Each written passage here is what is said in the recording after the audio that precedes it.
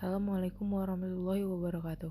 Nama saya Natsuan Najira Rabbani dengan NIM 220502220. Dari kelas F. Hari ini saya akan menjelaskan tentang sejarah manajemen dan perkembangan dari salah satu perusahaan bisnis. Sejarah manajemen. Manajemen sudah ada sejak abad ketiga sebelum Masehi. Salah satu contohnya adalah tembok raksasa di Cina. Tembok besar Cina awalnya digagasi Kaisar Qin Shi Huang pada abad ketiga sebelum Masehi sebagai sarana untuk mencegah serangan dari nomaden barbar.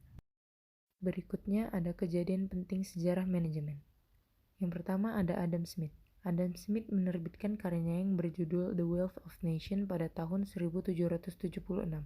Di dalam tulisan tersebut, Adam Smith menggagaskan keunggulan yang dapat diraih suatu organisasi dan masyarakat pada umumnya dari penerapan pembagian kerja atau spesialisasi kerja. Yang kedua ada revolusi industri. Pada akhir abad ke-18 terjadilah revolusi industri, ketika tenaga mesin telah banyak menggantikan para pekerja. Dengan pertimbangan nilai-nilai ekonomis apabila menggunakan mesin pengganti pekerja dan dilakukan di pabrik-pabrik. Selanjutnya adalah perkembangan perusahaan bisnis. Salah satu contoh perkembangan perusahaan bisnis di Indonesia adalah PT Kimia Farma. Pada perkembangannya, Kimia Farma adalah perusahaan dengan pelayanan kesehatan atau healthcare terintegrasi di Indonesia. Selain apotek dan klinik, bidang usaha healthcare Kimia Farma didukung oleh kegiatan manufaktur farmasi, riset dan pengembangan, pusat perdagangan dan distribusi, pemasaran, serta retail farmasi. Perkembangan PT Kimia Farma dari tahun ke tahun. 1817. Didirikan oleh pemerintah Hindia Belanda pada 1817. Mula kemunculan Kimia Farma bernama NV Chemicals Handel Redcam & Co. Pada 1958, berdasarkan kebijakan nasionalisasi atas eks-perusahaan Belanda, pemerintah Republik Indonesia melakukan peleburan sejumlah perusahaan farmasi menjadi Perusahaan Negara Farmasi atau PNF, Bhinneka Kimia Farma. 1971. Kemudian pada 16 Agustus 1971 bentuk badan hukum PNF diubah menjadi Perseroan Terbatas, sehingga nama perusahaan berubah menjadi PT Kimia Farma atau Persero.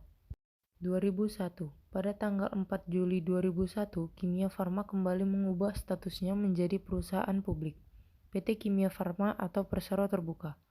Adanya perubahan tersebut mencatatkan perseroan pada Bursa Efek Indonesia dengan kode emiten KAEF. Komposisi saham yang ada dibagi menjadi 90,025% milik pemerintah dan 9,975% milik publik. 2020. Melalui proses inbranch atau penyetoran modal berupa barang atau harta yang dilaksanakan pemerintah Republik Indonesia pada 28 Februari 2020. Kepemilikan 4,9 miliar saham seri B dialihkan pada PT Bio Farma. 2022. Pada akhir Januari lalu ditetapkan holding BUMN Farmasi dengan formasi Kimia Farma dan PT Indofarma Terbuka menjadi anggota holding. Sementara PT Bio Farma atau Persero menjadi kepalanya. Kerjasama ini ditandai dengan keluarnya surat persetujuan dari Menteri BUMN selaku RUPS yang menyetujui pengalihan seluruh saham seri B milik negara Republik Indonesia pada Kimia Farma maupun Indofarma ke PT Bio Farma. Tujuan dari holding BUMN farmasi ini adalah selain untuk memperkuat kemandirian industri farmasi nasional, juga untuk meningkatkan ketersediaan produk dengan menciptakan inovasi bersama dalam penyediaan produk farmasi untuk mendukung ekosistem farmasi di masa yang akan datang. Sekian dari penjelasan saya. Assalamualaikum warahmatullahi wabarakatuh.